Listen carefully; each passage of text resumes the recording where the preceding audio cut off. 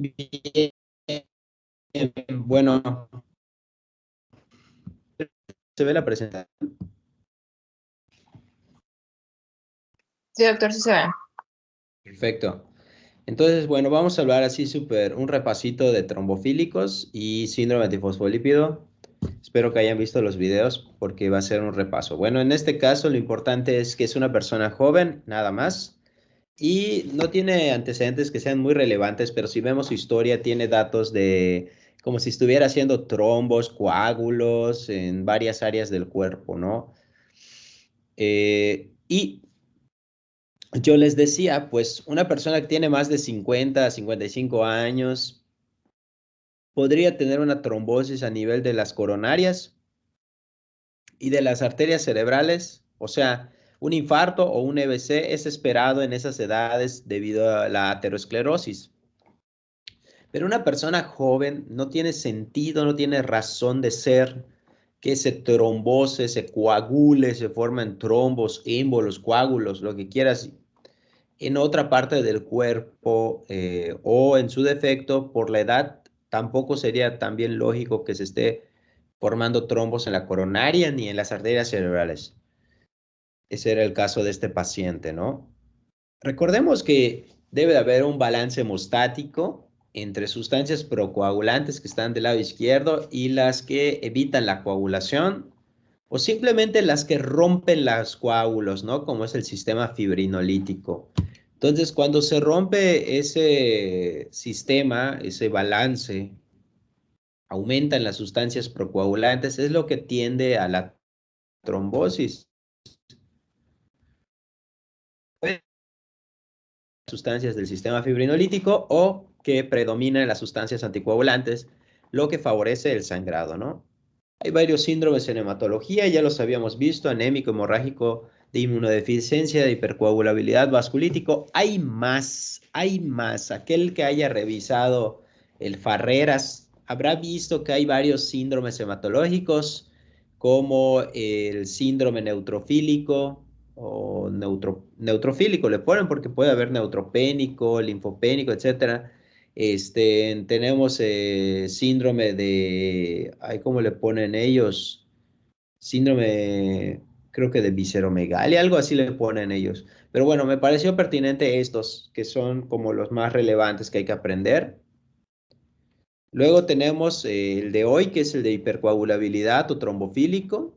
Es lo que yo les decía, los criterios son episodios de trombosis en sitios habituales en una edad, pero más temprana, ¿no? Aquí dice 40, puede ser menos de 40, 45 años. Hay libros que te dicen 50. Bueno, al final de cuentas, con que sea una persona muy joven, no esperarías que tuviera compromiso en alguno de estos sitios, por eso lo debes de sospechar. Al revés, una persona que tenga trombosis en esos sitios, pues no te debe vamos, no te debe de generar lo primero que pienses, es un síndrome de hipercoagulabilidad a un paciente de 62 años que tuvo un infarto. Claro, no lo vas a pensar. Vas a decir, bueno, pues por aterosclerosis tuvo un infarto, ¿no? Algo esperado, ¿no? Algo factible, ¿no? Ahora, si la trombosis es en cualquier sitio que no sea ahí, en cualquier edad, te debe de ahí hacerte pensar, ponerte a pensar que puede ser un síndrome trombofílico o algo que está teniendo. Que ojo, puede ser primario o secundario. Tampoco es como que digas, siempre voy a pensar en que es primario. Bueno, la triada de Virchow, estasis venosa, lesión endotelial, hipercoagulabilidad. Aquí tenemos unas causas de hipercoagulabilidad. Este, Ahí están una mnemotecnia, Calm Apes, y te dice deficiencia de proteína C. La C, la A ¿cómo se llama? Síndrome antifosfolípido. La A. La L es mutación del factor B de Leiden. La M es malignidad o cáncer. La A es deficiencia de titrombina 3. eh, Mutación del factor de protrombina. Tenemos a la incrementos del factor 8 o deficiencia de la proteína S. Aquí es interesante porque esta mnemotecnia simplemente te pone causas de hipercoagulabilidad, pero si lo analizan, están mezcladas tanto primarias como secundarias, porque por ejemplo el cáncer es una mutación, entonces puede ser no de nacimiento, sino que tanto puede ser la causa de nacimiento como no, pero es en general cáncer, entonces esto es adquirido, ¿no? Tenemos al síndrome antifosfolípido que también es adquirido y las demás pues efectivamente son congénitas o primarias, ¿no? Las trombosis pueden ser. Las arteriales casi siempre se relacionan con por aterosclerosis, sobre todo si es en más de 40, 50 años, son por aterosclerosis o se relacionan más. Pero cuando son antes de esas edades es cuando tú dices, qué raro, ¿no? Como que no me cuadra mucho que sea por aterosclerosis. O quién sabe, podría ser sobre todo los pacientes que tienen enfermedades del colesterol, ¿no? Como las hipercolesterolemias familiares, que igual y sí tienes aterosclerosis a muy temprana edad, puede ser. Pero como quiera, hay que pensar en que ese paciente puede tener un síndrome trombofílico. También se puede trombosar el sistema venoso por hipercoagulabilidad o estasis venosa. Pueden ser congénitos o adquiridos, o sea, los clasificamos como en síndromes de hipercoagulabilidad o trombofílicos primarios y los adquiridos serían secundarios. Aquí están, aquí la número 1 le pone acá este libro del Argente, Resistencia a la proteína C activada, que es el equivalente a decir la mutación del factor B de Leiden, porque ahí parece que no aparece el factor B de Leiden, ¿no? Pero sí está, que es esa, la que dice resistencia a la proteína C, es la de la mutación del factor B de Leiden. ¿Dale?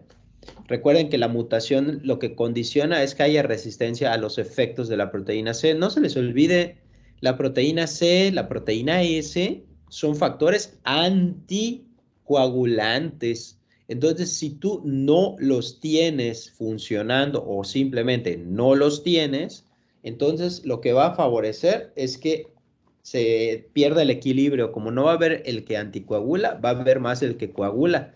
En este caso, va a ser la trombosis, ¿no? Luego vemos que le siguen otros mutaciones del factor 2, deficiencia de las proteínas, todas esas, ¿no? Vean que arriba hay uno muy interesante que se relaciona con la coagulabilidad en los vasos sanguíneos, que es la hiperhomocisteinemia, o sea, una elevación de la homocisteína. En otros libros lo manejan como una causa, como la segunda causa más importante, porque hay muchas sustancias o muchas, perdón, situaciones que pueden elevar la homocisteína de manera importante. Luego, aquí está la fisiopatología un poquito más clasificada, porque, por ejemplo, aquí nos ponen que un problema vascular puede favorecer la trombosis, y aquí te dicen como que los mecanismos o lo que se relaciona, ¿no? La aterosclerosis, la inflamación de los vasos per se, como una vasculitis. Vean esto, la hiperhomocisteinemia adquirida por deficiencias de vitaminas como ácido fólico, B12, etcétera.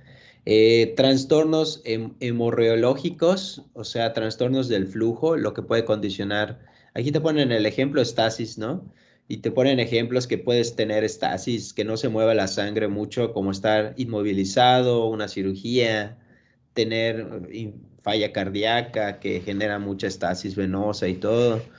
O simplemente hipercoagulabilidad por problemas en los vasos, en las plaquetas, en sustancias que se liberen en la sangre y aumento de la viscosidad en general. Por ejemplo, aquí las plaquetas y vean cómo aquí cuando dice afección de las plaquetas, aquí tenemos al que vamos a ver, que es el síndrome antifosfolípido. Dale otros como globinuria paroxística nocturna, que es otra causa interesante que favorece las trombosis. Hay otra enfermedad que causa disminución de las plaquetas, pero curiosamente se relaciona con trombosis, como la púrpura trombótica trombocitopénica o PTT, van a escuchar que digamos en el hospital, PTT. Hay una muy extraña que se llama trombocitopenia inducida por heparina, que está bien rara, pero puede favorecer la trombosis. aunque haya plaquetas bajas. Chequen eso, está chistoso porque trombocitopenia inducida por heparina y púrpura trombótica trombocitopénica tienen una curiosidad.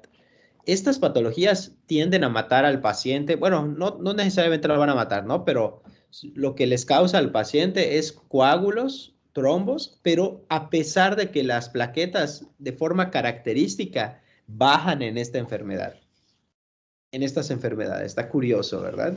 Está curioso porque dices, no debería de pensar que se formen coágulos si las plaquetas están bajas, ¿verdad? Pero pues eso es otra cosa. Luego tenemos humorales porque liberan sustancias procoagulantes, por ejemplo, los pacientes con cáncer. Otra muy extraña es la coagulación intravascular diseminada, lo mismo, tiene plaquetas bajas, tiempos prolongados. Es lo que da risa casi, casi, ¿no? Porque el CID o coagulación intravascular diseminada, curiosamente, está prolongado los tiempos, el TP, TPT se ponen prolongados, las plaquetas bajan, el fibrinógeno baja, pero favorece la coagulación y el paciente puede morir por un trombo.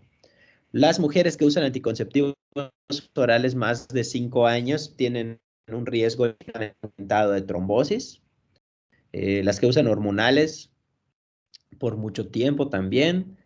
Los pacientes que tienen síndrome nefrótico, porque se pierden proteínas relacionadas con la anticoagulación y prevalecen las de la coagulación, entonces favorece la trombosis. El aumento de la viscosidad por cualquier causa, vean cómo ahí te pone hiperleucocitosis más de 100,000, como te acuerdas de nuestro paciente de 300,000. Y las paraproteinemias, que son enfermedades que acumulan proteínas de forma anormal, cuando digan la palabra para es diferente a anómalo, dale para. Eh, para proteinemias, ¿no? Son proteínas anómalas que se acumulan. Ahí te ponen un ejemplo como la macroglobulinemia. Y aquí podría estar la macroglobulinemia de Waldenström. Ahí podría estar también el mieloma múltiple, entre otros.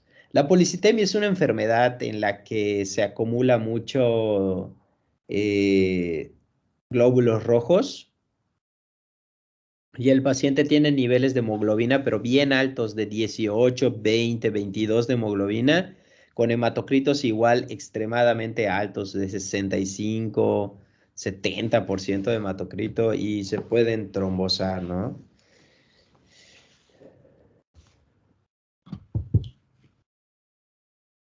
Y bueno, aquí están los síntomas dependiendo del sitio, ¿no? Ahí donde ese aparato locomotor son extremidades y dependiendo de si es venosa o arterial, es el tipo de manifestación, pero en general, pues bueno, aquí están hablando de venosa, se hincha, cambios de color, dependiendo si es arterial o venosa.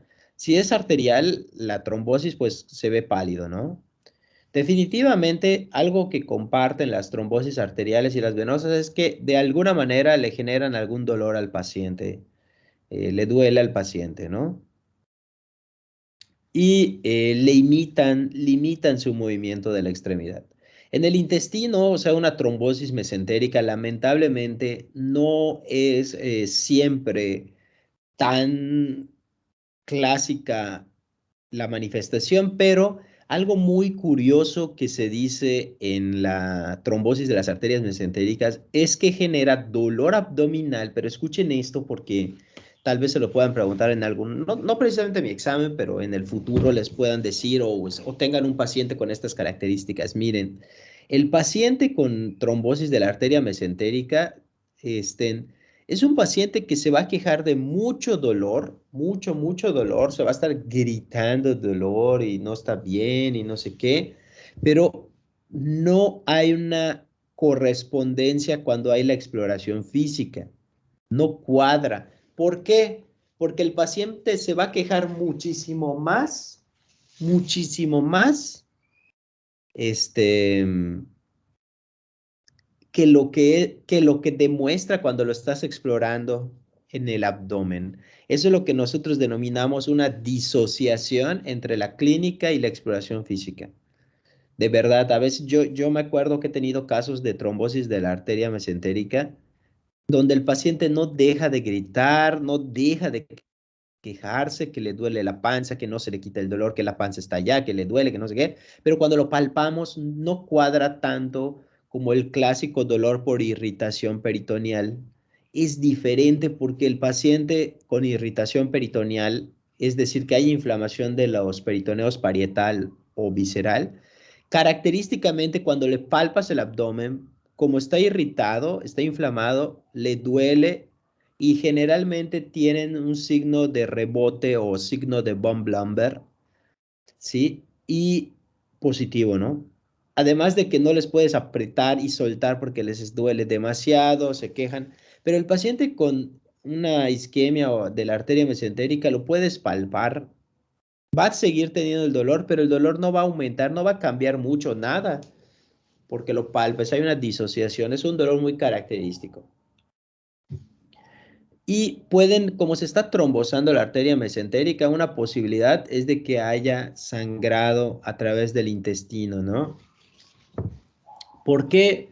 Porque muchas veces se necrosa un pedacito del epitelio que es perfundido por estas arterias mesentéricas y se puede necrosar, exfacelar y pues caer dentro de la luz intestinal y defecarlo, ¿no? Entonces es una melena que es sangre digerida o sangrado vivo, ¿no?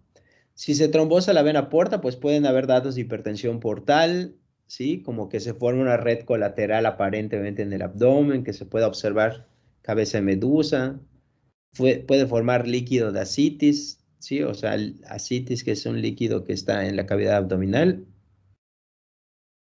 Si se trombosa las venas suprahepáticas, hay una muy conocida que se llama síndrome de Budd-Chiari, donde se trombosan las arterias suprahepáticas, pues el paciente va a presentar aumento del tamaño del hígado muchas veces por congestión, y va a estar doloroso la palpación, puede haber formación de ascitis porque puede formarse. Y en la cerebral, pues ahí dependiendo, pero casi siempre pueden presentarse como un EBC, así como estamos familiarizados, o puede ser por una trombosis del seno venoso cavernoso, ¿sí? Puede haber algo característico del seno venoso cavernoso. Antes, cuando yo era estudiante, no sabía que era eso, pero tenemos el sistema venoso, ¿cierto? Y tenemos las arterias del cerebro, ¿verdad? Bueno, si se trombosan las arterias del cerebro, un EBC, enfermedad vascular cerebral, ¿no? O lo que la gente comúnmente le dice embolia o tiene un ictus. En cambio, cuando se trombosa el sistema venoso, aquí lo curioso es que puede causar otras manifestaciones un poquito diferentes a las del EBC, que es arterial. Por ejemplo, puede causar parálisis de los movimientos oculares, puede causar dolor ocular porque se comprime el globo ocular, puede saltarse el ojo, el globo ocular puede estar saltado, ¿no? Una proptosis, y puede verse abierto más el ojo, ¿no? O sea, se levantan los párpados un poco más, esos exoftalmos, y puede haber edema conjuntival, ¿no? Yo he visto pacientes con trombosis del seno cavernoso del sistema venoso cerebral y sí se ve su cara, se ve como más hinchada de un lado, ¿no? Pues aquí lo clásico, ¿no? O sea, si se trombosa el corazón, las arterias del corazón, pues es normal la clínica de infarto, o sea, te infartas. Si es de esas arterias del cerebro, es un EBC, déficit neurológico focal. Y si es de extremidades, pero aquí vean cómo sí se están fijando un poquito más en arterias. Por eso dice arriba oclusión arterial sistémica aguda. Las P's que les dije, palidez, ausencia de pulsos, parestesias o hipoestesias, dolor, parálisis. Aquí nos ponen las causas, pero aquí está chistoso porque, bueno, más que chistoso, interesante porque son causas de trombosis, son patologías que pueden hacer trombosis tanto arteriales como venosas. Lo que pasa es que hay patologías que tienen una predilección, como por ejemplo es como que yo te diga, el síndrome antifosfolípido tiene, perdón, la mutación del factor B de Leiden tiene una predisposición para trombosis venosas. Para que vean, ¿vieron? O sea, hay algunos tipos de trombofilias que tienen su predisposición para un sistema, puede ser el arterial o el venoso. Dale, por ejemplo, les repito, la más frecuente de todas, que es la mutación del factor B de Leiden, No lo dice acá, pero yo se los estoy compartiendo verbalmente. O sea, tiene una predisposición por trombosis del sistema venoso. Pero las que estamos viendo a continuación tienen una predisposición para ambas, tanto venosa como arterial. Y vean cuáles figuran: el síndrome antifosfolípido, las neoplasias mieloproliferativas, que vamos a ver un poquito adelante, la trombocitopenia inducida por heparina, que aquí lo chistoso es que las plaquetas bajan, la hemoglobinuria paroxística nocturna, que es una causa de hemólisis, ¿sí? ¿Cómo buscamos las trombosis? Una radiografía, como platicamos la clase pasada. Hay otros estudios que apoyan, como una tomografía con contraste, resonancia con contraste, ultrasonido con metodología Doppler color, gammagrafía con uso de radioisótopos en sangre. O sea, son formas para evaluarlo. Ahora, ¿cómo? Así vemos que está trombosado, que está tapado algo en la circulación, pero ¿cómo evaluamos la alteración de los factores de la coagulación? Pues bueno, dependiendo. Muchas veces podemos medir el factor procoagulante, ¿no? Suponiendo que hay un factor procoagulante, pero algo clave es que se debe de realizar después del evento agudo, porque pues primero no sabemos cuál es. Si es que sí tiene un factor procoagulante, no sabemos cuál es. Y muchos de ellos, cuando se da la coagulación o el trombo agudo, la trombosis, digamos, por lo mismo que es un factor procoagulante, muchas veces se pega al trombo. Y cuando tú lo quieres medir en la sangre, en el episodio agudo, ¿dónde va a estar ese exceso de factor protrombótico? ¿Dónde va a estar? Si hubo una trombosis, ¿dónde va a estar? Pegado en el trombo. Entonces, cuando tú lo midas en el evento agudo de trombosis, puede que no lo midas, no se vea como que esté elevado, precisamente porque está pegado en el trombo, ¿no? Entonces, se debe de hacer esta evaluación en un momento posterior a esta situación de la trombosis. Por eso te dice acá, en deficiencia de proteína C, deficiencia de proteína S, en la deficiencia de antitrombina 3, van a estar disminuidos los factores procoagulantes en el momento de la trombosis aguda. Por lo tanto, la evaluación del déficit debe de ser evaluada fuera de este periodo agudo. Dale, por lo que acabo de explicar. Luego pasamos al síndrome antifosfolípido. Y yo les quiero que vean, la imagen es tomada de unos videos de ósmosis. Vean cómo hay una membrana celular, una bicapa fosfolipídica, y vean que arriba de la membrana hay una estructura, que puede ser, quiere dar a entender que puede ser cualquier estructura, eso que parece un chicle mascado o una nube voladora, pues, o una palomita. Eso representa alguna sustancia que tengan las membranas celulares, que puede ser un carbohidrato, un fosfolípido, algo, que de por sí tengamos en alguna de las células.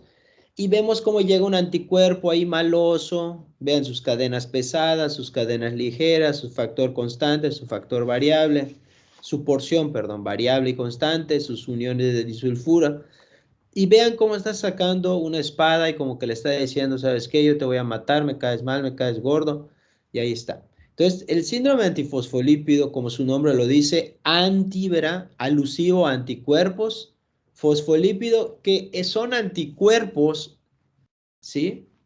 Que atacan a sustancias que están en la membrana o pegadas a la membrana, ¿sí? Pero para fines prácticos, esta sustancia natural que está en estas membranas, aplicados a la pérdida del reconocimiento de lo propio y lo no propio por alguna razón desconocida, y que se desconozca por el sistema de defensa, hace que estas sustancias sean consideradas antígenos, ¿sí? ¿Sí? Entonces, por eso dice acá que fosfolípido hace alusión a que son anticuerpos contra antígenos, que en su mayoría son provenientes de los fosfolípidos de las membranas celulares. Eso consiste el síndrome antifosfolípido, formación de anticuerpos contra sustancias que están en la membrana o pegados a la membrana celular. Miren, incluso este síndrome adquirido, por cierto, explica el 20% de las trombosis venosas profundas, 20% de las enfermedades vasculares cerebrales en personas jóvenes, recalco. Puede explicar el 20% de los abortos en las mujeres. Evidentemente es más frecuente en mujeres que en hombres y se da en personas jóvenes en edad reproductiva casi siempre, entre los 35 y 45 años, ¿sí? Ahí dice una estadística interesante, las mujeres con síndrome antifosfolípido en 50% de los casos que se embarazan pierden producto. Hay dos, el primario y el secundario. El primario es solita la enfermedad, también se le llama síndrome de Hughes. Y el síndrome antifosfolípido secundario está asociada a otras patologías que sean autoinmunes, pero la más frecuente definitivamente es lupus. Y la segunda más frecuente es síndrome de Sjögren. Y menos frecuente, artritis reumatoide, no me acuerdo qué era, creo que es trombocitopenia inmune primaria, enfermedad mixta del tejido conectivo y enfermedad de Behçet. Pero la más importante es lupus, vamos, es la que deberías de buscar, Sjögren también. Esto es lo que yo les decía, como que se pelea con alguna sustancia que está unida a la membrana celular, ¿sí? Y también, claro, claro, está, muchas veces, no es como que quien sea, ¿verdad? Encontrado algunas mutaciones que predisponen a que el paciente le pase esto. Por ejemplo, cuando hay una mutación, ¿sí? Del gen que codifica al complejo mayor de histocompatibilidad tipo 2, ¿sí? Recuerden que los complejos mayores de histocompatibilidad son importantes en lo referente al reconocimiento de lo propio y lo no propio. Entonces, vean cómo cuando hay una mutación de estos factores mayores de histocompatibilidad, son personas que tienen una mayor probabilidad de que puedan desarrollar esta enfermedad, como es el síndrome antifosfolípido, ¿no? Por ejemplo, ahí te dice que el factor mayor de histocompatibilidad se une a la superficie de los linfocitos B, lo que ayuda a activar a los linfocitos B, etcétera, ¿no? Bien. Sin embargo, esto no es suficiente para que tengas el síndrome antifosfolípido, sino que generalmente debe de haber un factor ambiental que dispara la respuesta inmune, como que la hiperactiva, ¿vale? Entre esos tenemos procesos infecciosos, drogas también pueden relacionarse como activadores. Y bueno, ¿cuáles son estas sustancias? Dentro de estas sustancias, pues tenemos una que se llama beta-2 glicoproteína, ¿sí? La beta-2 glicoproteína es una proteína que está ahí pegada a la membrana celular que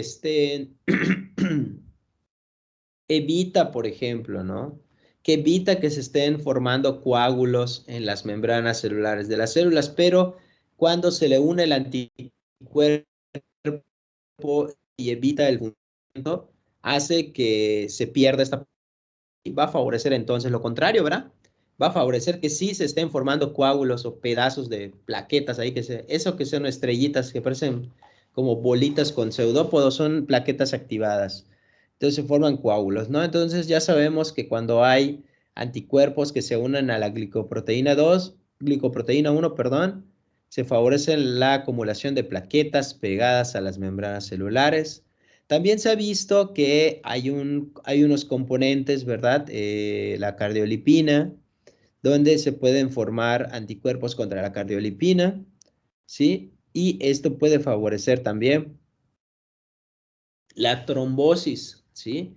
Una de las cosas más interesantes es que cuando el paciente presenta anticuerpos anticardiolipina, algo curiosísimo pero importante, es que los pacientes, si de casualidad se les hace una prueba de sífilis, pueden salir positivos a la prueba de sífilis, aunque no tengan sífilis. Eso se llaman falsos positivos. Falso positivo es que tú le digas a alguien, oye, sí tienes esto. Mentira, no lo tienes, es falso. ¿Vale? O sea, que realmente el paciente no tenga sífilis, pero puede salir positiva porque comparten ciertas características, esas pruebas eh, que pueden ser confundidas, ¿no? Con las pruebas de antifosfolípido y sífilis.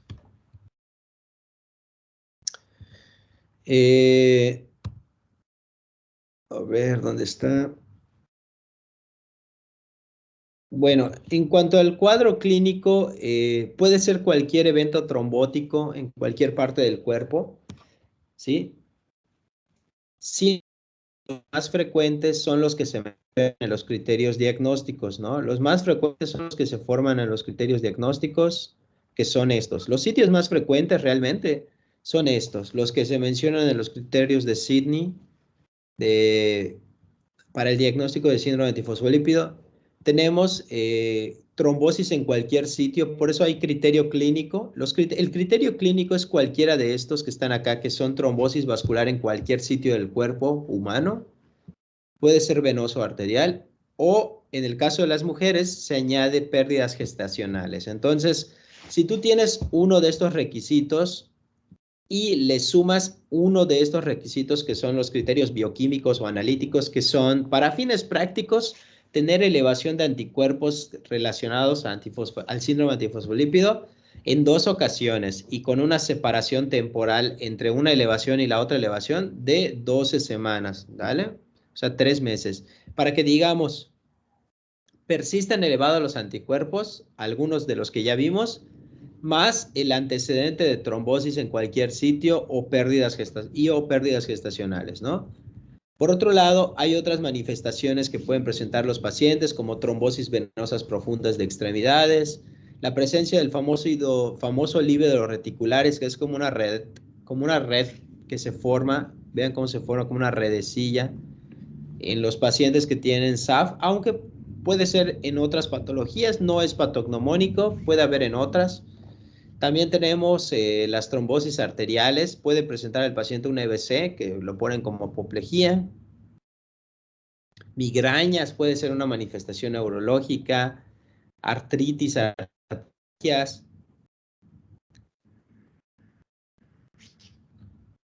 Y algo característico del polípido es curiosamente bajar el nivel de plaquetas, algo que también es común en lupus.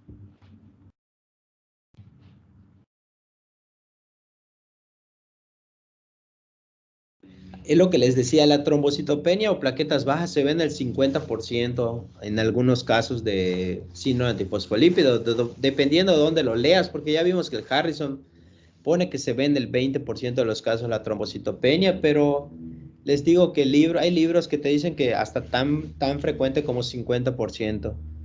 Pueden presentar al mismo tiempo anemia hemolítica autoinmune en el 25% de los casos, o pueden presentar síndrome de Evans en el 10% de los casos, que es anemia hemolítica inmune con trombocitopenia inmune primaria. Las dos síndromes juntos se les llama síndrome de Evans.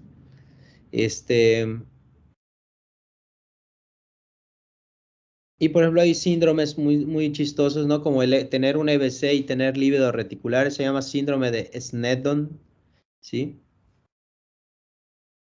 Aquí el síndrome de dedos púrpuras, que también se puede relacionar con los pacientes con síndrome antifosfolípido, úlceras, lívido reticularis.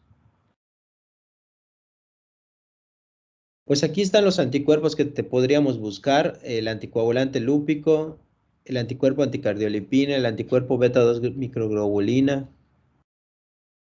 Y pues bueno, nos puede orientar un BDRL que para sífilis falso positivo.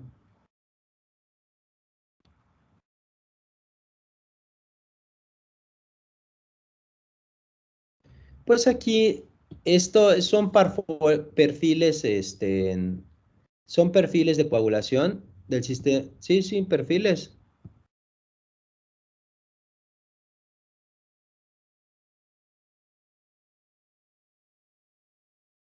Y pues aquí creo que lo que nos podría servir es, chequemos por ejemplo von Willebrand, que ya lo vimos. Von Willebrand para fines prácticos, no los quiero confundir, pero miren, mayormente en von Willebrand va a estar todo normal, mayormente, todo normal. Nada debería llamar tu atención. Muy ocasionalmente, bueno, realmente te dice que hasta un 20%, 30, 20, de un 30 a un 50% pueden presentar plaquetas un poquito bajas, pero no es lo común. Y en un 20%, 30% puede elevarse un poco el TPT, ¿sí? Ahora veamos las hemofilias y también veamos al síndrome antifosfolípido. La hemofilia que te causaría sangrado, lo curioso de la hemofilia es que solo eleva TPT o tiempo de parcial de tromboplastina activado, solo el TPT. El síndrome antifosfolípido pudiera, pero no es obligatorio, tener prolongado el TPT. Aquí faltó poner que pudiera tener bajo las plaquetas, pudiera ser, no es obligatorio, pero pudiera ser, ¿sí? Y el TPT se prolonga por cuando tienen presencia de un anticoagulante, un anticuerpo que se llama anticoagulante lúpico, ¿sí? Así se llama. Este es el que yo les decía, la coagulación intravascular diseminada puede estar alterado todo, miren, me gusta porque todo, el dímero D elevado, fibrinógeno bajo, TPT alta, INR o TP elevado, plaquetas bajas, altera todo.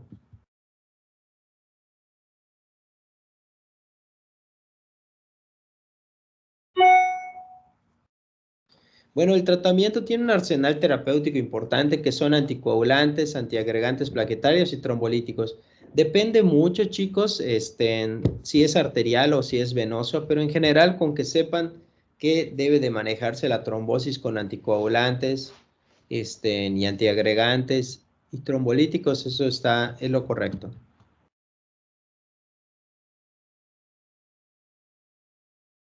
Bueno, son mis alumnitos del grupo cuando hice esta diapo, ¿no?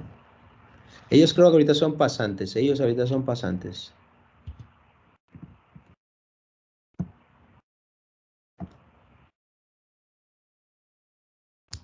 ¿Alguna pregunta, chicos? ¿Alguna duda hasta aquí de este tema, de esta parte?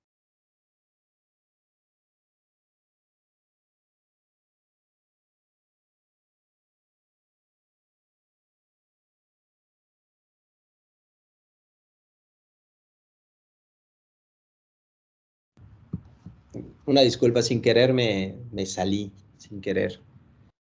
Perdón, les preguntaba que si tienen alguna duda, alguna pregunta acerca de este tema. Espero que hayan visto los videitos. ¿Cómo lo vieron? Es un tema interesante, la verdad. Y ahora vamos a ver hemopatías malignas. Y espero que hayan visto los videos como les comenté, porque para que esto sea un repaso, ¿no? No sea una clase magistral. Las clases reales, las magistrales, las reales son los videos, ¿dale? Las verdaderas clases. Y bien, bueno, vamos a hablar de este tema de hemopatías malignas. Bueno, pero les preguntaba que si tenían alguna duda con lo anterior, por si me quieren preguntar algo, lo pueden hacer con mucha confianza, ¿eh? No, como le digo, siempre lo he dicho, o sea, no hay preguntas que sean tontas. Siempre que tengan una pregunta, háganla, porque luego, si estas preguntas, si sus dudas no las preguntan en el momento que el profesor les está diciendo tienes dudas, luego van a avanzar en la vida y van a tener esas dudas y no van a poder tomar buenas decisiones si se mantienen sus dudas en su cabeza. ¿Dale? Entonces, si tienen una duda, pueden preguntar, no pasa nada. ¿No tienen ninguna duda? Nada, ¿todo bien? Bueno, solo que me voy a poner mis audífonos porque ¿saben qué? Como que quiero pararme para hablar porque no me gusta estar mucho tiempo sentado. Permítame un segundito.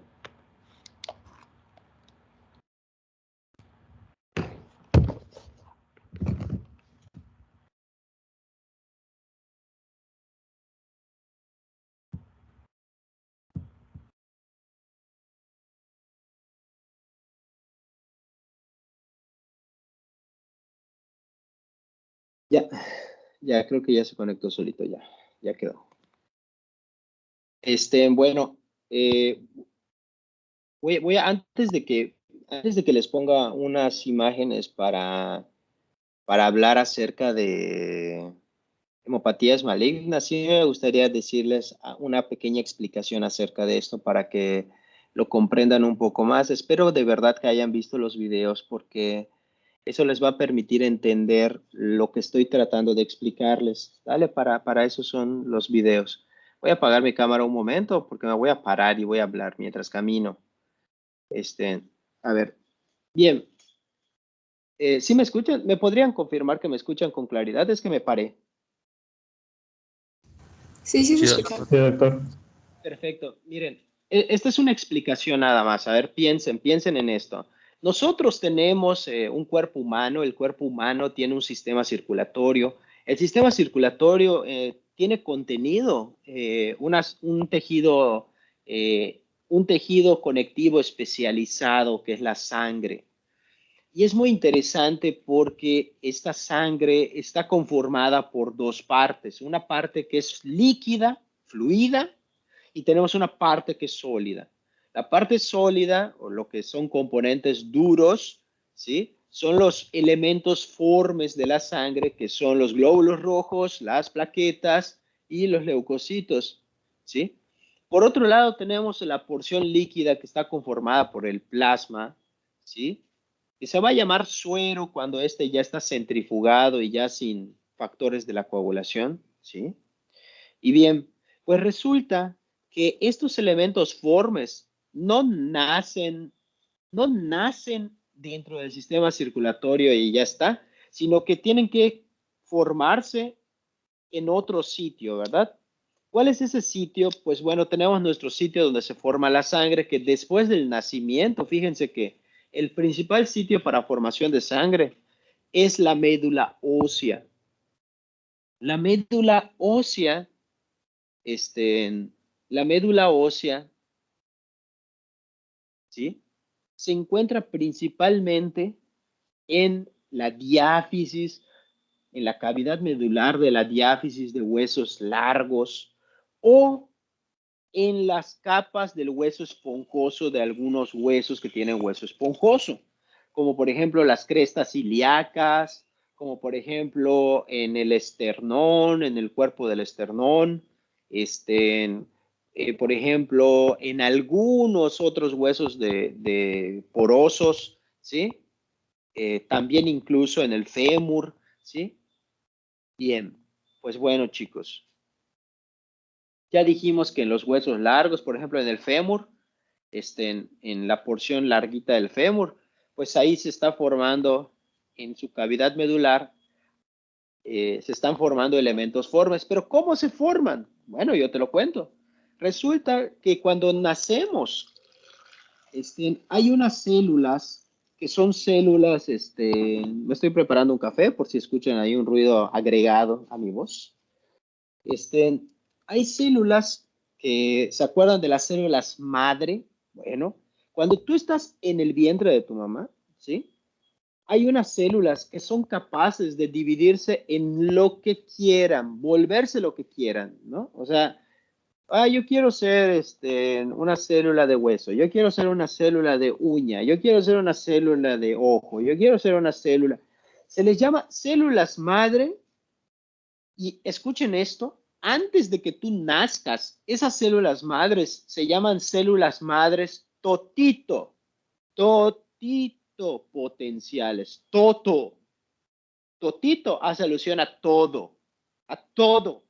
Pueden volverse lo que quieran. Sin embargo, ya una vez que ya naciste, ya no tienes células madres. Sí vas a tener células madres, pero ya no van a ser totito potenciales, sino las que te quedan van a ser este, pluripotenciales, que se pueden diferenciar a muchos tipos, pero no a cualquier tipo. Ajá, ¿verdad? Parece lo mismo, pero no es lo mismo, es más barato, ¿sí? Entonces, ya que naces, sí puedes tener células madres, pero son células madres pluripotenciales. Pluri son un montón que te puedes dividir, que te puedes volver, pero definitivamente no son todos potenciales. Bueno, ¿en qué partes del cuerpo vamos a tener células pluripotenciales? Pues sí, justo como te estás imaginando, en la médula ósea. Y en la médula ósea vamos a tener a unas células madre pluripotenciales que van a estar ahí en la cavidad medular. ¿Saben qué, chicos? Estas células madres pluripotenciales hematopoyéticas solo representan el 0.1% de todas las células contenidas en la cavidad medular. Oye, no manches, es solo 0.1%, es casi nada. Pero resulta ser, ¿verdad? Que estas tienen una propiedad importantísima. ¿Y qué propiedad importantísima tienen, chicos? Tienen un tipo de multiplicación que se llama multiplicación asimétrica. Y la multiplicación asimétrica tiene una particularidad, es que cuando se dividen lo hacen de la siguiente manera. La célula madre pluripotencial se forma a sí misma igualita y además forma otra que ya no es igualita. O sea, sí es igual, pero es un poco más diferenciada y ya pierde su propiedad de ser una multiplicación asimétrica. A partir de ese momento que ya se multiplicó a otro tipo de célula madre multipotencial, ya no es pluripotencial, sino multi es muchos, pero no son casi todos, ¿no? Multipotencial. Estas células representan ya un poco más, el 0.5 a 1% de todas las células hematológicas, y aquí empieza lo bueno. Aquí empieza lo chévere, ¿no? A partir del momento que sigue siendo una célula madre, solo que ya no es una célula madre en pluri, sino que ahora es una célula madre multipotencial, se va a perfilar esa célula madre multi, se va a perfilar para formar, o ya por cierto ya no tiene multiplicación asimétrica, ya su multiplicación es simétrica. O sea, tú misma te multiplicas a ti misma y ya. Pero resulta que estas células madres multipotenciales nos van a dar a células precursoras o también denominadas células progenitoras, ¿sí? Y nos van a dar ya células precursoras o progenitoras, pero ya encaminadas hacia una línea celular. ¿Y cuáles son las líneas celulares? Pues la línea celular roja, que ahí tenemos a los precursores eritroides. Tenemos a la línea celular blanca, donde tenemos a los precursores mieloides y linfoides. Tenemos a la línea celular plaquetaria, que ahí tenemos a las plaquetas y todo ese rollo. ¿Vale? Bueno, estas células madre que acabo de decir que son pluripotenciales, multipotenciales, disculpen, ya se van a volver a dividir, chicos, pero ya con ya más diferenciadas hacia una cosa. Por ejemplo, cuando ya se multiplica esta célula madre multipotencial, puede ser que sea una célula madre multipotencial de línea eritroide, digamos, de una manera. O puede ser que sea una célula madre multipotencial de una línea linfoide, por decir. O puede ser una célula madre que sea perfilada para la línea mieloide, que es un tipo de leucocitos, ¿no? Bien. Ok. A partir de este punto, van a ver que conforme se están multiplicando estas células madres multipotenciales, en algún momento van a ver, cuando ustedes leen, cuando ustedes ven una imagen de la eritropoiesis, ustedes van a ver que le agregan el nombre blasto, ¿verdad? Como proeritroblasto, linfoblasto, mieloblasto, megacario, blasto. Cuando ustedes vean que diga la palabra blasto, es que es una célula ya más diferenciada, precursora, de una línea determinada, ¿no? Por ejemplo, por eso el proeritroblasto. Disculpen un momentito.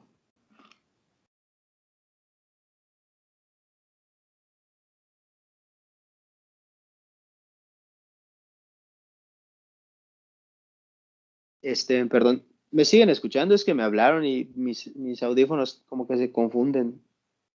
¿Me escuchan? Sí, doctor, sí lo escuchamos. Perfecto. Bien, entonces, les decía que me lleva, detesto que me hablen, me confundo. Bueno, les decía que Ok, estas que terminan en blasto, no, la palabra blasto hace alusión más bien a que son células inmaduras, ¿vale? Todavía no están diferenciadas, son células inmaduras, pero sí de una línea celular, ¿sí? Y bien, más adelante van a ver que tiene relevancia recordar estas palabras de que por qué un blasto y qué es eso de blasto, ¿verdad? Un blasto es una célula inmadura, listo, fin. Y blasto no define, si tú no le añades otro concepto, otro pedacito a la palabra blasto, no define de qué estás hablando. Solo te está diciendo que es una célula hematológica inmadura. En tu cerebro eso tiene que decirse, tu mente tiene que estar así consciente. Cuando yo diga blasto, yo rápido pienso que es una célula inmadura, quién sabe por qué está allá, pero es una célula inmadura, ¿no? Es lo que debe de evocar tu mente. Listo, ya, se los quise enseñar. Ahora, bien. ¿Saben qué? Preparé café, pero tengo la sospecha de que no le cambié. No, soy un estúpido. Bueno, no importa, así lo voy a tomar. Bueno, entonces, algo interesante que pasa es que cuando nosotros tenemos a veces mutaciones, como por ejemplo, cuando los pacientes que padecen leucemia, ya regresé, los pacientes que padecen de leucemias son pacientes que por alguna razón desarrollan una mutación en estas células, en las células madre. Cuando tienen esta mutación en las células madre, estas mutaciones pueden afectar su reproducción, ¿sí? O su diferenciación, ¿sí? Como saben, el cáncer tiene ciertas cualidades. Una de ellas es favorecer la reproducción acelerada, tener una reproducción no regulada, ¿sí? Es una reproducción rápida, es una reproducción que no se regula, ¿sí? Es una reproducción donde las células literalmente no se quieren morir, las canijas, ¿sí? Entonces, esto que les comento, pues sucede también a nivel puede suceder a nivel de las células hematológicas. Cuando hay una mutación, puede haber una transformación en la célula, y esta transformación en la célula en algún momento puede hacer que se active su reproducción acelerada, no regulada, y se empieza a multiplicar de una manera que de verdad no tiene ni pies ni cabeza. Ahora, hay que entender bien que para hablar de hemopatías malignas, hay muchos tipos de hemopatías malignas, muchos tipos. Tenemos de manera general unos síndromes que es importante que entiendan, que son el síndrome linfoproliferativo y el síndrome mieloproliferativo. Bien, el síndrome linfoproliferativo quiere decir esa palabra, síndrome mieloproliferativo y linfoproliferativo. Quiere decir que es una reproducción o multiplicación acelerada de una línea celular mieloide, por eso es mieloproliferativo. Y el síndrome linfoproliferativo es una multiplicación acelerada de la línea linfoide, ¿sí?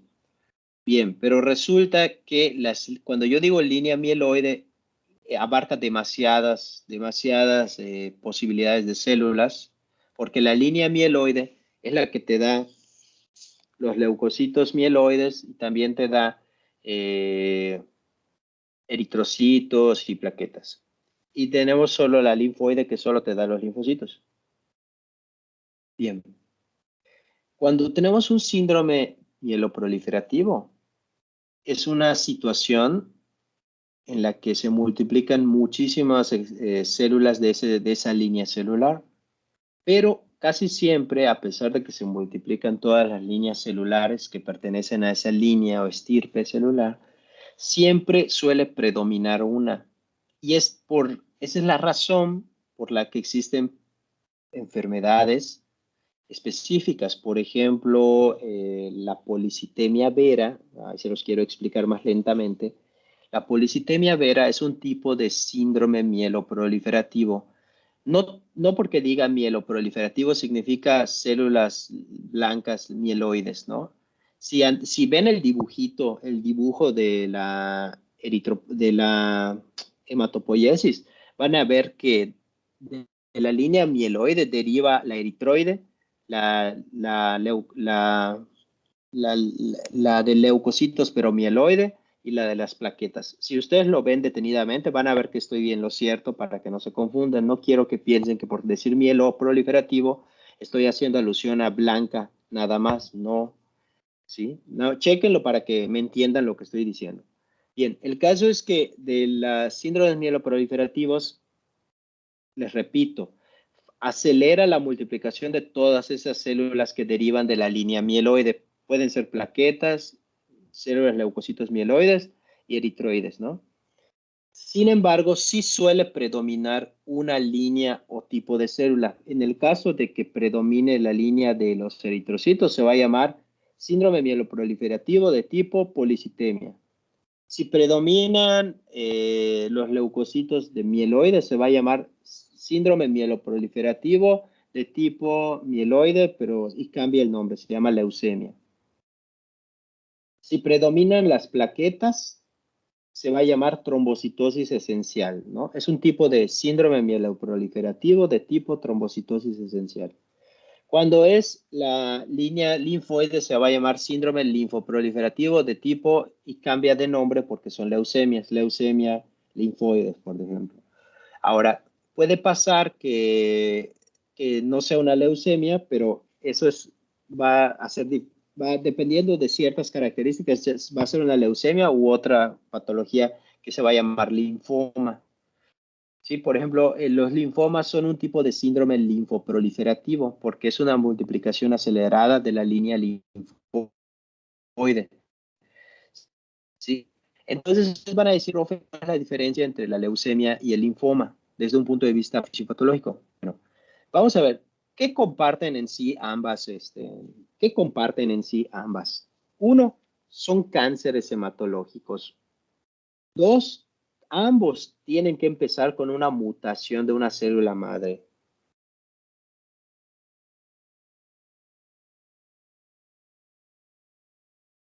¿Cuál es la diferencia?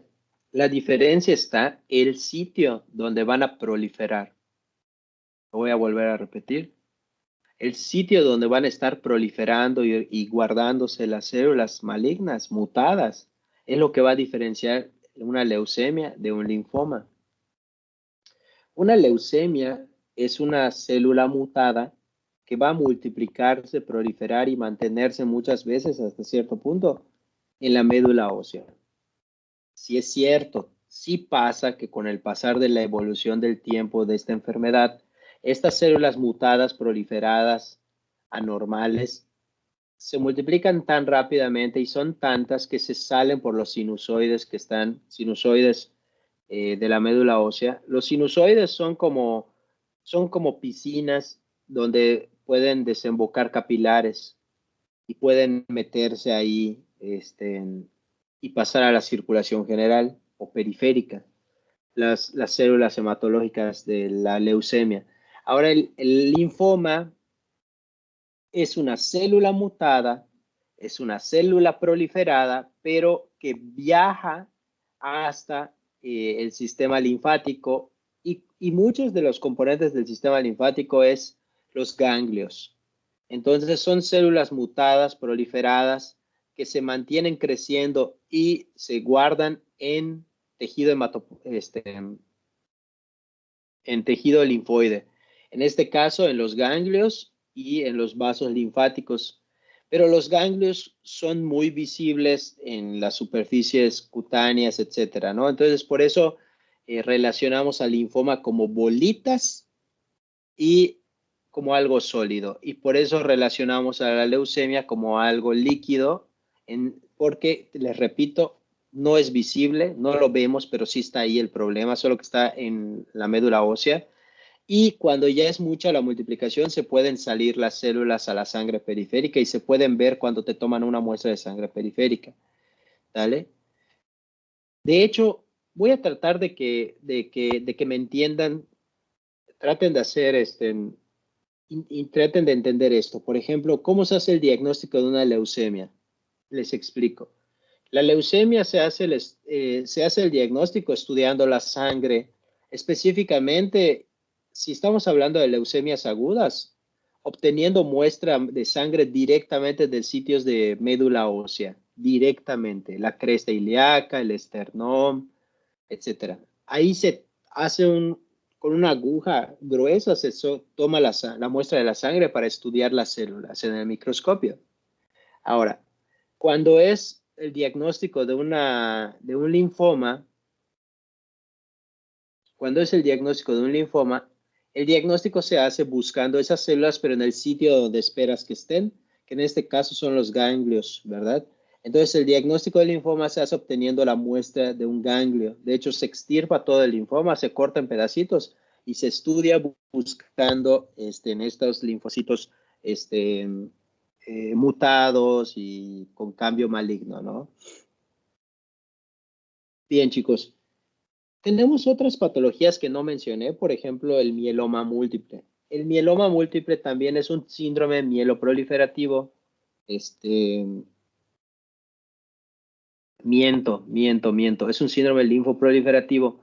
Y la explicación es la siguiente. Esta célula, hay una célula que es un subtipo del linfocito B. Este subtipo del linfocito B, que pertenece a la línea linfoide, ¿sí? Se llama célula plasmática. Recuerden que la célula plasmática es la célula que se encarga principalmente de sintetizar anticuerpos, ¿sí? Su trabajo es sintetizar anticuerpos, varios tipos de anticuerpos. Es un tipo de linfocito B. Bueno, pues resulta que el mieloma múltiple, que es otro tipo de hemopatía maligna, ¿sí? Es una célula plasmática mutada que va a estar multiplicando, que va a estar liberando anticuerpos o fragmentos de anticuerpos que, por cierto, van a estar en cantidad anormal y puede ser que en composición también anormal.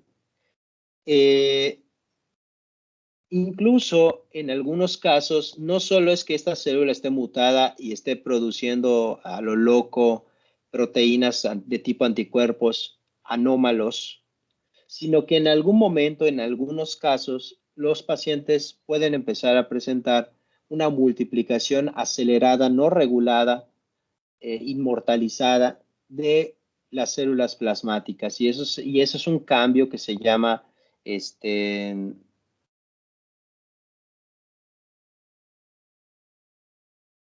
no me acuerdo cómo se llama, pero es que se vuelve un cáncer. Se vuelve un tipo una especie de leucemia, este mieloma. Pero bueno, lo importante es que recordemos esto, ¿no? Que el mieloma múltiple y la macroglobulinemia de Waldenström son derivadas de producciones anómalas de anticuerpos en las células plasmáticas. De esto, estas dos patologías que dije de último pertenecen a un grupo que se llaman discrasias de células plasmáticas. O también pueden pertenecer a un grupo de enfermedades que acumulan proteínas de forma anormal, que son las paraproteinemias, ¿vale? Paraproteinemias son patologías que su característica primordial es acumular proteínas anómalas en cantidad o en composición, ¿sí? Permítame un segundo, es que me está mandando un mensaje mi compañera y solo déjenme contestarle que estoy dando clase.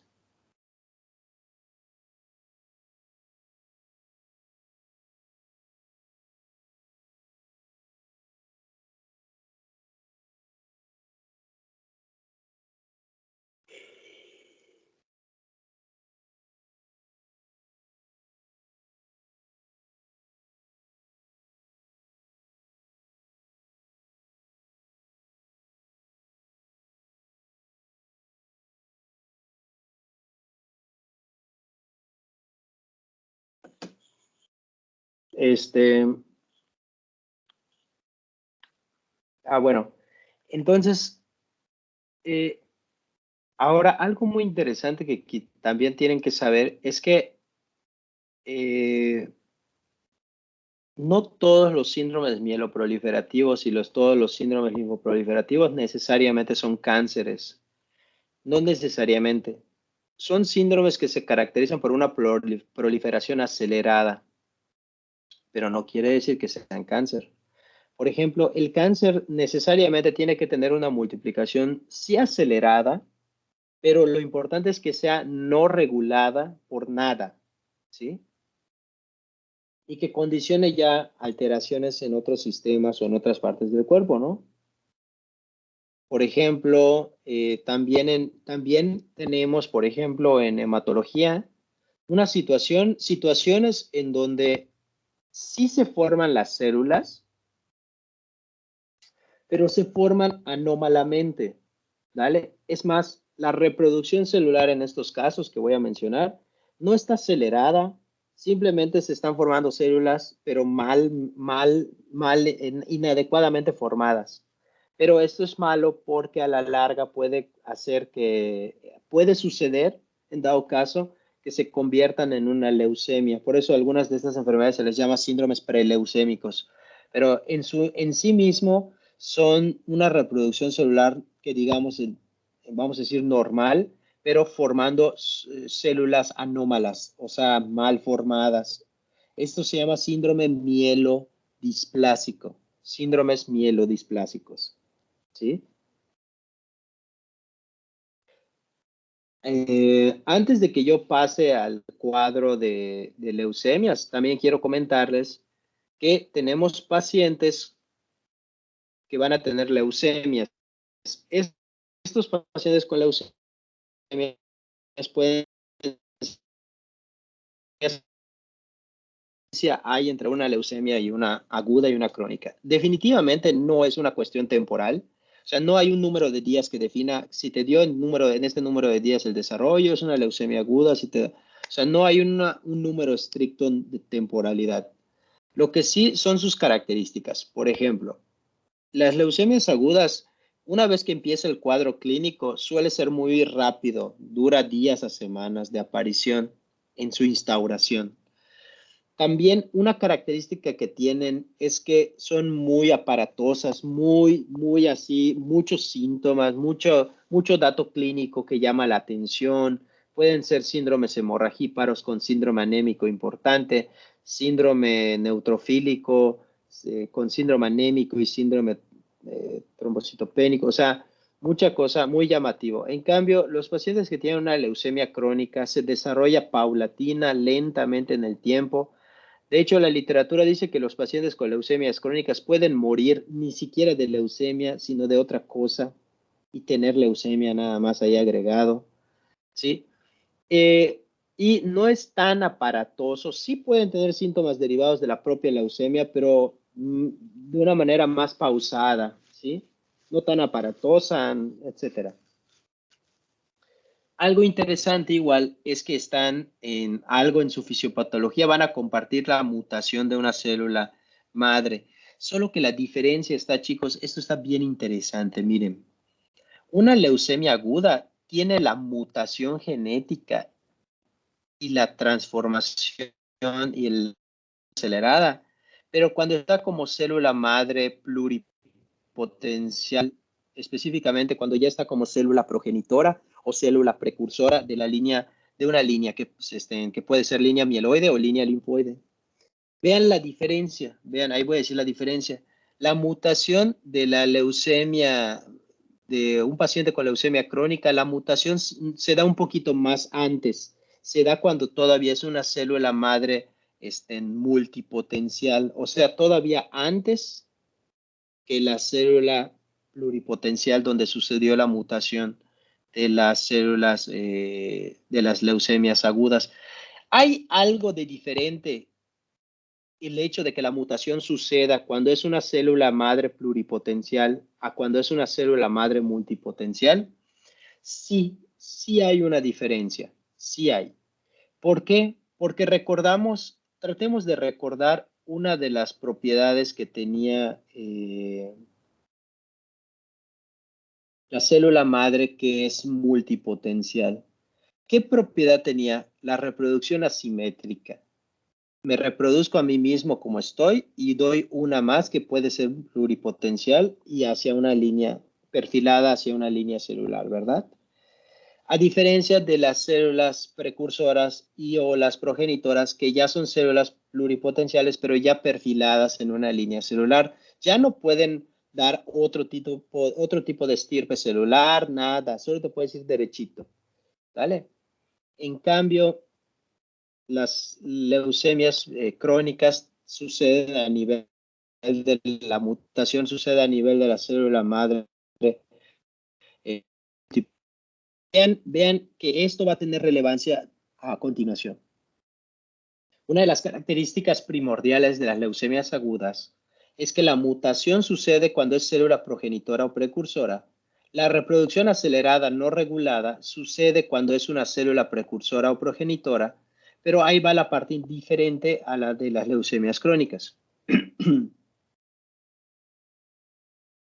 Las células de las leucemias agudas, las precursoras o progenitoras, nunca bajo ninguna circunstancia se van a diferenciar a un tipo celular diferente que no sea célula precursora. Nunca se van a diferenciar a nada.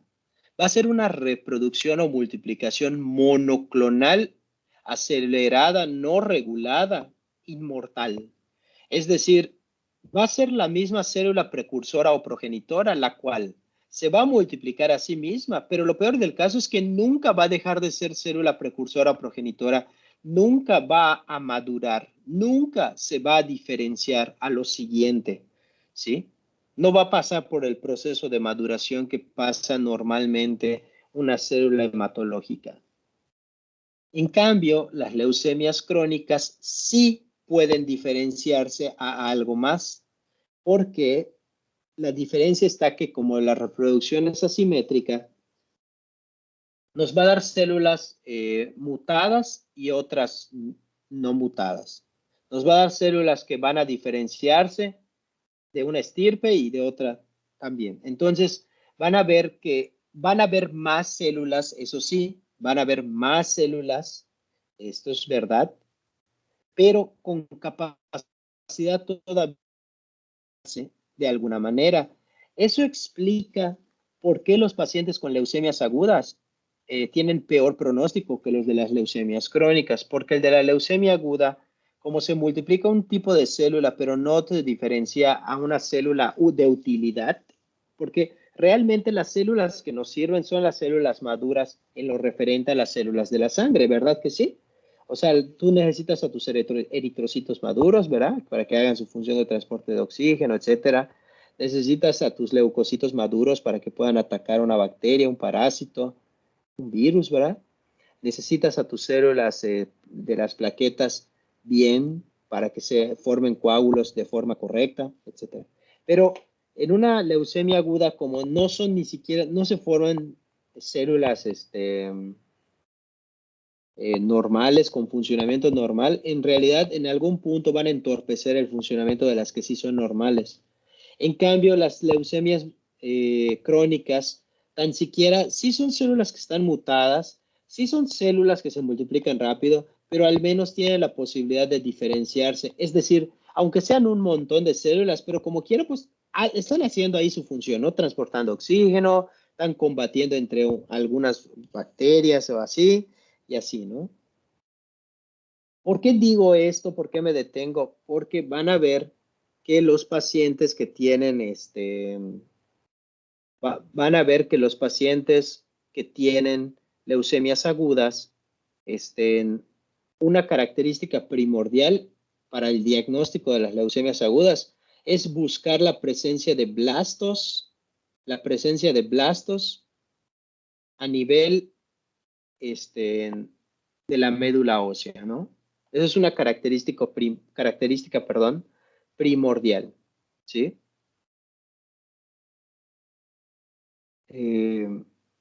A diferencia de las leucemias crónicas, chicos, las leucemias crónicas no se diagnostican buscando blastos en la médula ósea, puesto que yo ya expliqué que estas sí pueden diferenciarse y como sí pueden diferenciarse, no vas a encontrar de manera general un aumento de los blastos, porque estas sí se cambian, ya no siguen siendo mieloblasto, sino que sí cambian a mieloblasto de este tipo, luego cambian a neutrófilo segmentado, cambian a neutrófilo no sé qué, o sea, sí pueden avanzar.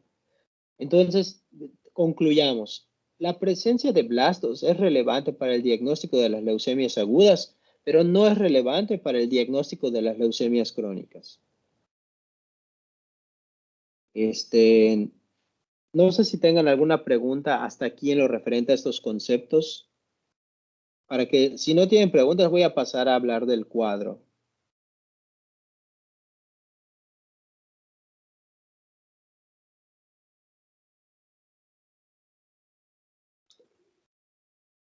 Perfecto, entonces vamos a ver. Voy a compartir mi pantalla.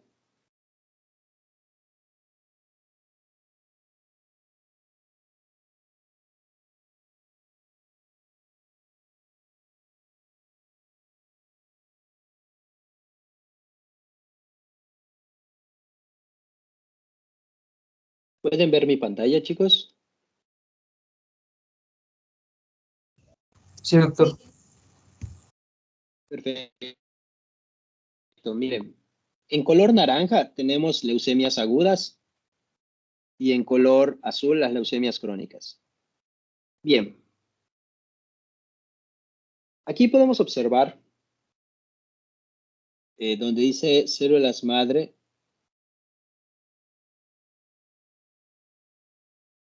Aquí tenemos, quítenle totito potencial y déjenle ahí multipotencial. Aquí tenemos otras células madres pluripotenciales ya perfiladas. Aquí tenemos células progenitoras o precursoras. Y aquí, aunque está sintetizado, porque aquí no te ponen todas las células que se puede diferenciar, pero es una síntesis, ¿no? Son células de maduración intermedia, ¿no? Y de este lado son las células sanguíneas que vendrían siendo las células plenamente maduras. Recordemos que la mutación de la célula de las leucemias crónicas sucede a un nivel anterior que es en la célula madre. Pero en la célula madre multipotencial. En cambio, la mutación de las leucemias agudas sucede a nivel cuando ya están perfiladas, que puede ser una célula madre linfoide o una célula madre mieloide. Tienen una cualidad que les expliqué, que cuando en las leucemias agudas, una vez que se muta y se multiplica, no se puede diferenciar, no avanza a diferenciarse a nada. En cambio, esta sí. Esta se va a multiplicar muchas veces, pero tan siquiera al menos puede irse diferenciando y formar de alguna manera algunas células maduras. Veamos el ejemplo de la leucemia linfoide aguda y luego veamos el ejemplo de la leucemia linfocítica crónica. ¿Qué diferencias hay? Dice, aguda o también denominada leucemia linfoblástica aguda es un cáncer de los linfoblastos, o sea, células precursoras de linfocitos. Como los linfocitos pueden ser B o T, aquí no se especifica. Es más comúnmente una afección de linfocitos B. 80% de los casos de leucemias linfoides agudas son predominio de mutaciones de los linfocitos de tipo B. En 20% de los casos es por mutación y proliferación de linfocitos T. ¿Sí? Entonces, recuerda, la leucemia linfoide aguda es una mutación que sucede y también es una reproducción monoclonal de una célula precursora, o sea, una célula inmadura, o sea, una célula mal diferenciada. Te das cuenta porque termina la palabra blasto. Ejemplo, linfoblasto, ¿sí? Ahora vayámonos a la crónica. Es un cáncer de células madre, pero de células madre, aquí creo que debería decir pluripotencial linfoide, ¿sí? capaces, no, perdón, multipotencial, sí, claro, multipotencial porque es crónica. Capaces de continuar la diferenciación linfoide, excepto que, o sea, aquí hay un excepto, ¿no? Excepto que no pueden diferenciarse en células plasmáticas. Bueno, esa es una de las negativas de la leucemia linfoide crónica. Sí se puede diferenciar en varias cosas, excepto en células linfoides, en células plasmáticas, perdón, las cuales normalmente son las que producen los anticuerpos, ¿sí? Por lo tanto, habrá una acumulación monoclonal de linfocitos B que sí van a estar maduros, pero van a haber pocos células plasmáticas que son tipos de linfocitos B, por lo que van a estar funcionalmente incompetentes esas células plasmáticas. Por lo tanto, no va a haber una adecuada producción de anticuerpos en estos pacientes con leucemias linfoides crónicas. Va a haber una deficiencia humoral.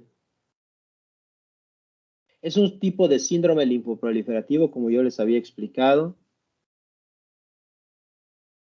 Ahora veamos un poquito el fisiopato de las leucemias mieloides.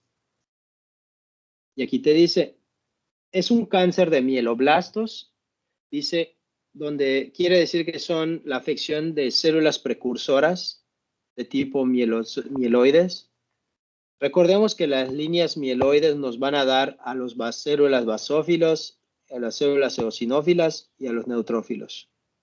Recapitulando, es una mutación en una reproducción monoclonal de una célula precursora, la cual es una célula inmadura o mal diferenciada. En cambio, vean la leucemia mieloide crónica. Es un cáncer de células multipotenciales de línea mieloide. Son capaces de continuar la diferenciación mieloide. Presentan una proliferación celular anormal por actividad de tirosinquinasa de la proteína de fusión BCR-ABL. Es una neoplasia mieloproliferativa de predominio de la serie mieloide. Entonces, otra vez, es una mutación con reproducción monoclonal de una célula no precursora. En este caso, es una célula joven de maduración intermedia o con diferenciación en evolución. Bueno, ahorita voy a hablar de esto. Espero que hayan entendido hasta el momento la idea de lo que son las leucemias hasta el momento. Y luego nos vamos a la epidemiología. Este cuadro se los puedo pasar para que lean y complementen con las clases que ya vieron o lo que vayan leyendo o apuntando. Pero de manera general,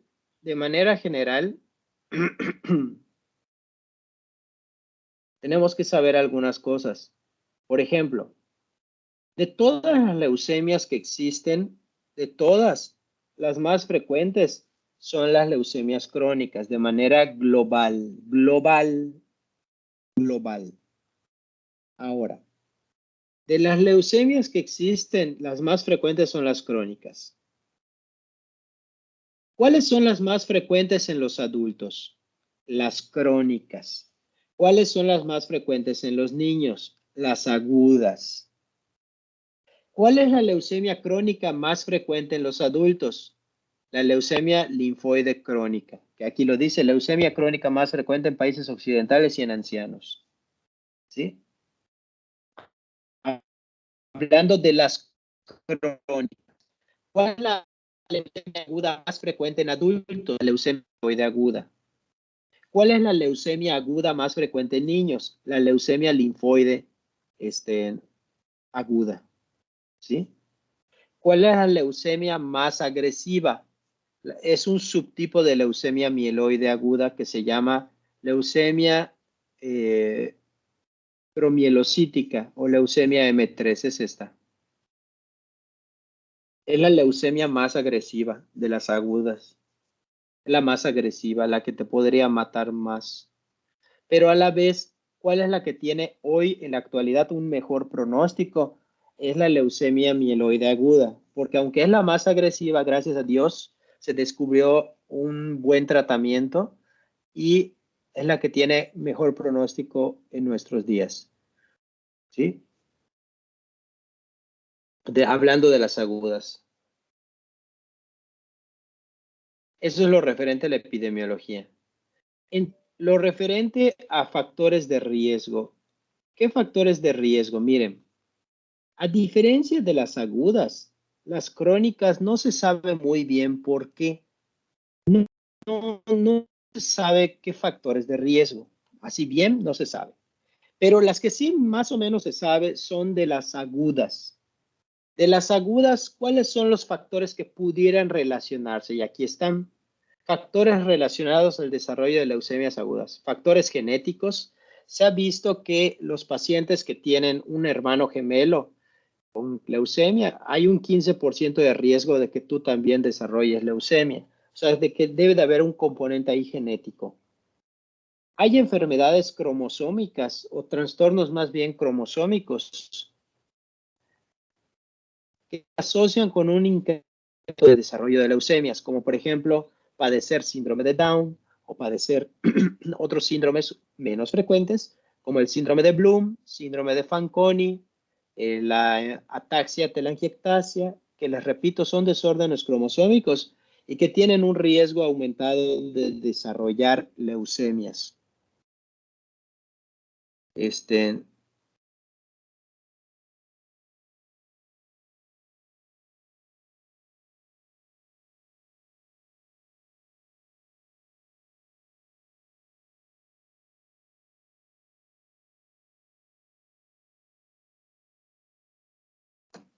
Bien, también tenemos por aquí la exposición a radioterapia, ¿no? Por ejemplo, la exposición a radioterapia. La radioterapia, chicos, es un tratamiento que da oncología a pacientes que tienen tumores, ¿sí? Que se les quiere destruir, ¿no?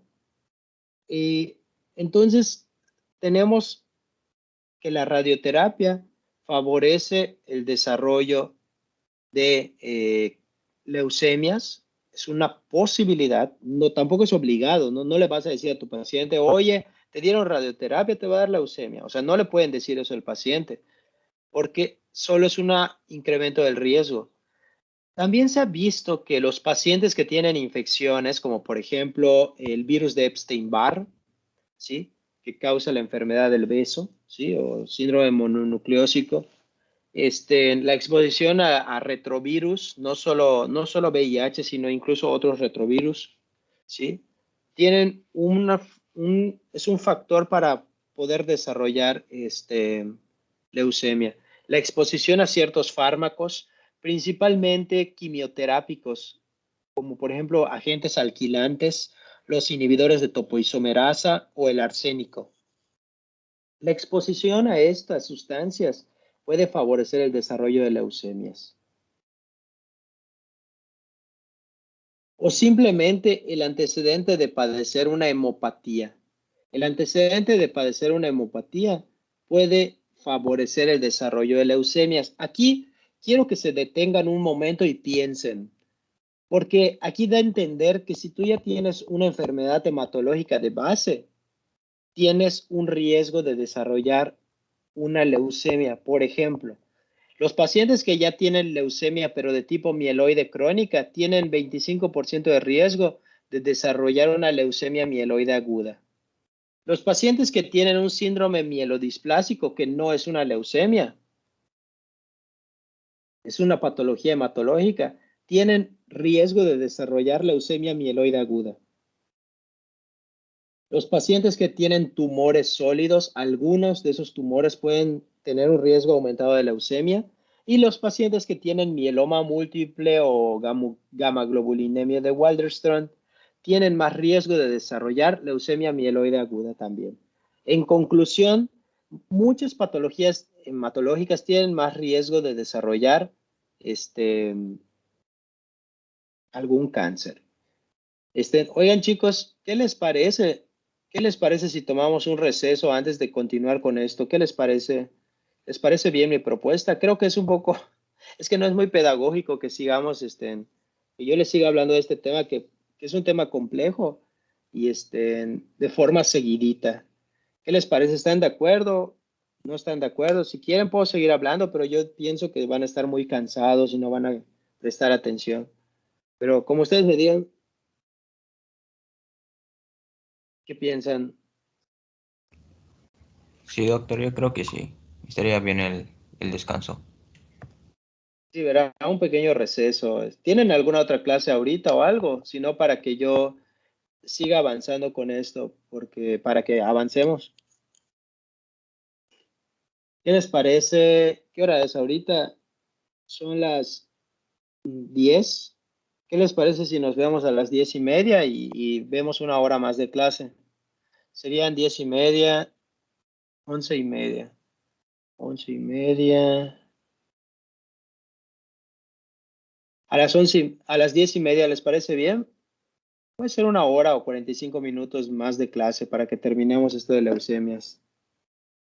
Mientras, si quieren, hasta les puedo pasar el cuadro para que pueden, si quieren, revisarlo o tenerlo nada más. A ver, lo voy a buscar.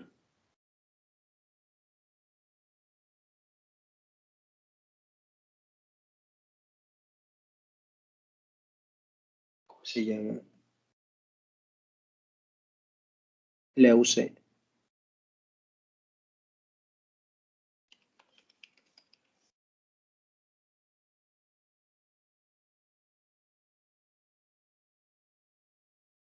¿En qué les parece entonces si nos vemos a las 10:30? Dale, de todas formas lo voy a grabar por si no todos se pueden conectar por algún factor. Voy a grabar la clase. Les voy a pasar el cuadro incluso se los voy a pasar para que lo puedan editar, ¿dale? Se los voy a pasar en Word también, para que ustedes lo puedan editar y le puedan hacer cosas, ¿dale? Y lo puedan utilizar mejor. Aquí está. Disculpe, doctor, yo tenía una duda. Excelente, excelente, me agrada. ¿Qué pasó? Pero disculpe, es que no es de la clase. Yo le había mandado mensaje el fin de semana acerca de un problema que tuve con el examen de técnica quirúrgica. Sí, sí. ¿Qué pasó? ¿Qué pasó? Bueno, yo había abierto el examen, pero en ese momento se cayó la página del Wadi virtual. Y cuando volví a entrar, Ajá. ya no tenía puesto 0 de calificación. O sea, no lo pude hacer. ¿Ya intentaste entrar otra vez? ¿No te deja? Sí, no, o sea, me aparece que, o sea, solo me aparece la calificación y ya no me aparece nada más. Claro. Ok, claro. Qué bueno que me dices, Luis. Mm, ¿Cómo podría ser? Deja que lo modifiquen el sistema para que puedas entrar otra vez y lo puedas volver a contestar, Luis. Entonces, mándame Ok, mensajitos, doctor. sí, Está bien. porfa. Claro, Mándame muchas mensajito de gracias. WhatsApp. Lo hago en esta media hora para descansar. Bueno, entonces nos vemos a las 10:30, chicos. Les agradezco mucho por su tiempo.